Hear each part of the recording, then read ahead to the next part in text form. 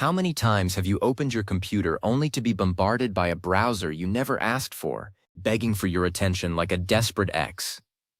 Microsoft Edge has become more than just a pre-installed piece of software. It has transformed into a persistent, intrusive data harvesting machine that is currently baked into the very core of your Windows experience. You might think it's just another Chrome clone, but underneath that familiar interface lies a web of telemetry, tracking, and forced integrations that are quietly eroding your digital privacy every single second you are online. Today, I am going to show you why you need to stop using Microsoft Edge immediately and, more importantly, I am going to reveal 4 privacy hacks that the big tech YouTubers are too afraid or too sponsored to tell you. This isn't about just clicking an uninstall button that Microsoft has conveniently hidden. This is about reclaiming your digital sovereignty and taking back control of your data from a company that has forgotten what it means to respect the user. Let's get straight to the point, because your data is leaking as we speak. Microsoft Edge is built on Chromium, the same engine as Google Chrome. But while Google is famous for tracking your search habits, Microsoft has taken it a step further by integrating the browser into the operating system's DNA.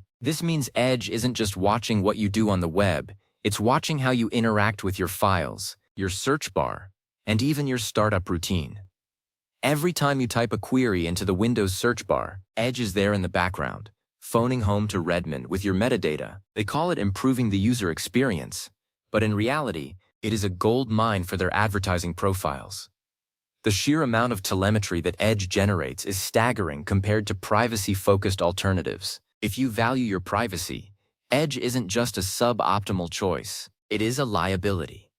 The first privacy hack that almost nobody talks about involves the deep-level telemetry settings that are buried so far in the Windows registry that the average user will never find them. You see, even if you go into the Edge settings and toggle off the options that say Send Diagnostic Data, the browser still maintains a heartbeat connection to Microsoft servers. This hack involves using a specific set of group policy edits or registry keys to effectively sever the umbilical cord between the browser and the mothership. Most tech influencers won't tell you this because it involves touching the registry, and they don't want the liability.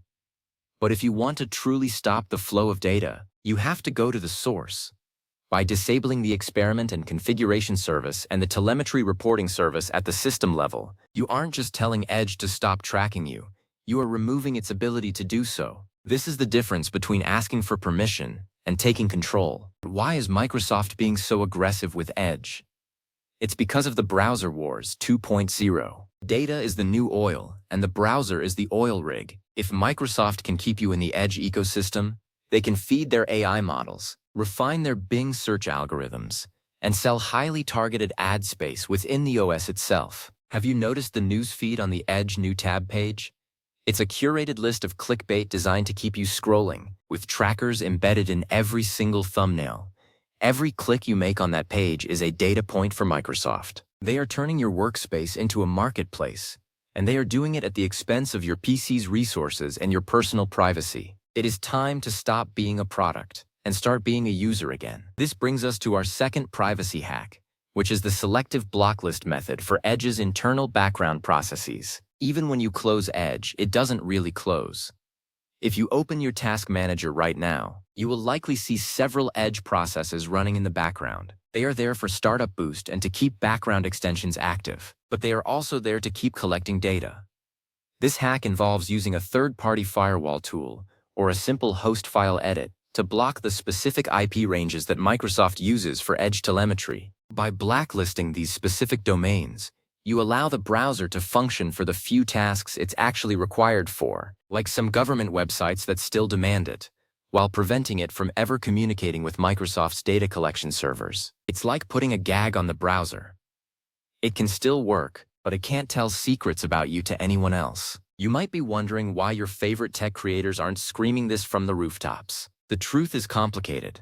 Many of them rely on early access to Microsoft hardware or software for their reviews. Some are part of the Microsoft Insider program.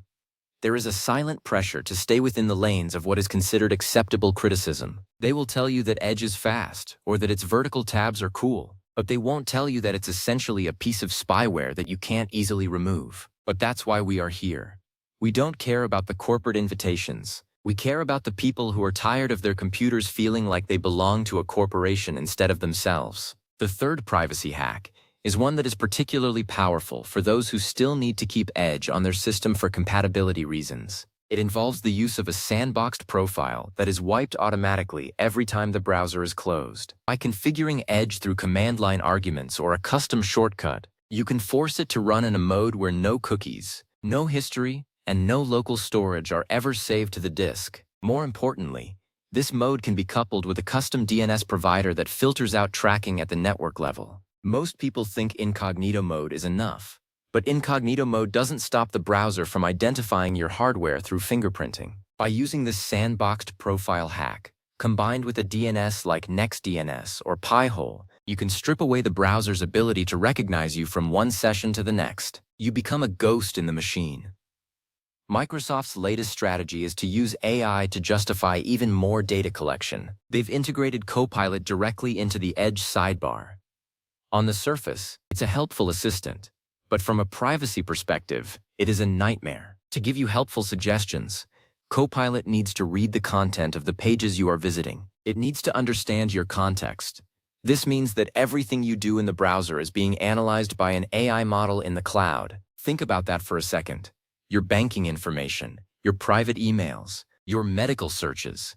If it's in the browser, the AI can see it. Microsoft promises that the data is handled securely, but we've seen enough data breaches in the tech industry to know that the only truly secure data is the data that was never collected in the first place. This leads us to the fourth and perhaps most important privacy hack, the isolation method. This is for the power users who want the ultimate level of protection. This involves running your web browsing within a virtual machine or a containerized environment like Sandboxy Plus. In this setup, the browser has zero access to your actual hard drive, your personal files, or your microphone and camera unless you specifically grant it. If Edge tries to report back your hardware ID, it only sees the virtual ID of the container. If it tries to find your location through local network scanning, it gets blocked by the container's virtual network.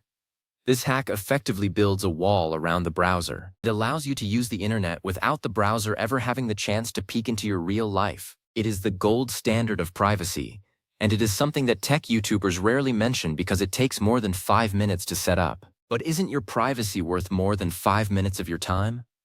The aggressive push by Microsoft to make Edge the default has reached almost comical levels. They have made it incredibly difficult to change the default browser in Windows settings, forcing you to click through multiple warnings that sound like they were written by a worried parent. They warn you that Edge is built for Windows, that it's more secure, and that you should give it another chance. This is classic dark pattern design. They are using psychological manipulation to keep you within their data collection net. When a company has to beg or trick you into using their product, that is a huge red flag that the product's primary purpose is not to serve you, but to serve them. Let's talk about performance for a moment, because that's the main defense for Edge. People say, but it's so fast and uses so little RAM. Of course it's fast. It is preloaded into your system memory the moment you turn on your computer. It has an unfair advantage because it is privileged by the operating system. But that speed comes at a cost. The RAM you think you are saving is actually being used by background telemetry and reporting services that don't show up under the Edge process name in some views. Don't be fooled by the smoke and mirrors. There are browsers out there like LibreWolf, Brave, or even a hardened version of Firefox that offer similar or better performance without the ethical baggage. The irony of Microsoft Edge is that it was supposed to be the clean break from the legacy of Internet Explorer. It was supposed to be the modern, agile browser that respected web standards. And technically it is. But as it matured, the corporate need for monetization took over. They started adding coupons, price trackers, and buy now, pay later integrations. These aren't browser features. They are financial tools designed to insert Microsoft into your transactions. Every time you see a price comparison pop up in Edge, Microsoft is trying to earn an affiliate commission on your purchase. They are no longer just providing a window to the web. They are trying to be the gatekeeper of your wallet. If you are still on the fence about deleting Edge, or at least neutering it with these hacks, consider the long-term implications. We are moving toward a world of total digital surveillance. If we allow our most basic tool for accessing information to be turned against us, we lose our ability to act privately. Your browser history is a map of your mind. It shows what you are worried about, what you are planning, and who you are communicating with. Entrusting that map to a corporation that is primarily focused on advertising and AI training is a dangerous game. The hacks I've shared today are your armor. They are the ways you can use the modern web without being consumed by it. One thing that tech YouTubers often skip is the ethical side of the browser choice. They focus on the benchmarks and the UI. But the choice of a browser is a vote for the kind of internet you want to live in. Do you want an internet controlled by 2 or 3 giant corporations that track every move? Or do you want an internet that is open, decentralized, and respects individual autonomy? By switching to a privacy-first browser and using these hacks to disable Edge's reach, you are casting your vote for the latter. You are helping to maintain a space where privacy is the default, not an optional extra that you have to fight for. Many people feel overwhelmed by the technicality of registry edits or group policy. Microsoft count on that. They want the barrier to entry for privacy to be just high enough that 90% of people don't bother. But that's exactly why we need to share this knowledge. If you can't fully delete Edge because Windows keeps bringing it back after every update, you can at least make it a shell of its former self. Disable the Edge Update service. Rename the executable files if you have to. Use a script to block its execution. There are communities on GitHub and Reddit dedicated to keeping Windows clean, and their tools are more effective than anything you'll find in the official Microsoft Store. The struggle for privacy is an ongoing battle. Microsoft will release an update next month that might break some of these hacks. They will change a registry key or move a setting to a different menu. But that's the nature of the game. We stay informed, we adapt, and we keep our guard up. The 4 hacks I've given you today are your foundation. They provide a multi-layered defense that covers system-level telemetry, network-level tracking, session-level isolation, and hardware-level sandboxing. Combined, they turn Edge from a powerful spy into a harmless ghost. I want you to think about the last time you felt truly in control of your computer. Was it 10 years ago? 5 years ago? For many, that feeling has been replaced by a sense of being managed by their devices. Every notification, every forced update, every suggested link is a reminder of who is really in charge. But it doesn't have to be that way. Technology is a tool, and you are the master. Breaking the hold that Edge has on your system is the first step in reclaiming that relationship. It's about more than just a browser. It's about the principle of ownership. Tech YouTubers won't tell you to delete Edge because they are focused on what's new and shiny. They want to show you the latest AI features because that gets views. But what's good for views isn't always what's good for the viewer. Privacy isn't a flashy topic. It doesn't have a cool demo. It's just quiet, boring security. But it is the most important feature of any product. Without privacy, you don't have freedom of thought or freedom of action. You are always performing for an invisible audience of algorithms. So, here is your call to action. Don't just close this video and go back to your day. Take 15 minutes and implement at least one of these hacks. Go into your services menu and disable the tracking. Set up a custom DNS. Download a privacy-focused browser and make it your own. Once you see how clean and fast the web can be without Microsoft's interference, you'll never want to go back. You'll realize that the speed you thought you had in Edge was nothing compared to the true performance of a clean system. The 4th hack, the isolation method using a sandbox, is particularly useful for those who work in sensitive fields. If you are a journalist, a researcher, or just someone who handles private data, you cannot afford to have your browser leaking information. Running Edge in a container is like wearing a hazmat suit while walking through a digital swamp. It's the only way to be sure that nothing from the outside gets in, and nothing from the inside gets out. Most people think it's overkill, until they experience a data breach or an ID theft. By then, it's too late.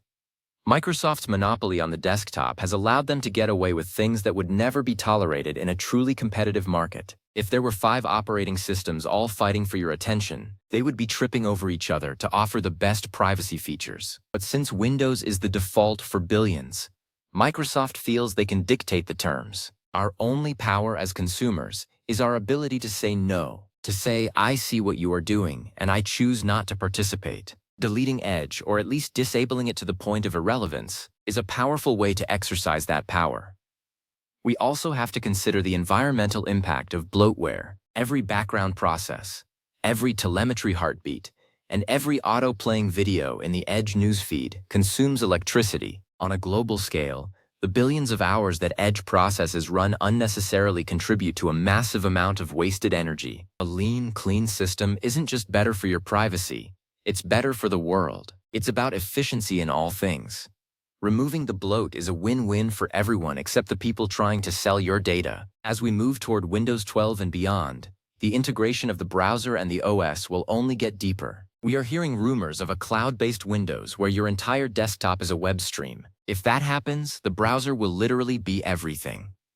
This makes the fight for browser privacy even more critical. If we don't establish our boundaries now, we won't have any boundaries left in 5 years. The hacks today are a way to draw a line in the sand. They are a way to say, this far and no further. Don't let the fear of breaking something stop you. The registry and group policy might seem scary, but there are thousands of guides and communities ready to help you. And the worst-case scenario, you just have to reinstall a browser. That is a small price to pay for the peace of mind that comes with a secure system. The big tech companies counting on your fear. They want you to think that their systems are too complex for you to manage. They want you to stay in the walled garden because it's safe, but it's only safe for them. In conclusion, Microsoft Edge is a symbol of everything wrong with the modern tech industry. It's a tool that started with promise, but was corrupted by the need for data and control. But you are not helpless. You have the tools, you have the knowledge, and you have the community. Implement these 4 privacy hacks. Sever the telemetry, block the IPs, isolate the sessions and use containers. Turn Edge from a master into a servant. Take back your PC, take back your time, and most importantly, take back your privacy. Tech YouTubers might not tell you to do it, but your future self will thank you for it. The internet is a vast and amazing place, but it's much better when you are the one deciding where to go and what to share. Stay safe out there, stay private, and never stop questioning the defaults that are forced upon you. You are in control of your digital life, as long as you have the courage to take the wheel. The journey toward a cleaner, more private computer starts with a single click, and that click should be anything but Microsoft Edge. Reach out to others, share this knowledge, and let's create an environment where privacy is respected by default, not something we have to hack our way into. But until that day comes, at least now you know the secrets to staying one step ahead.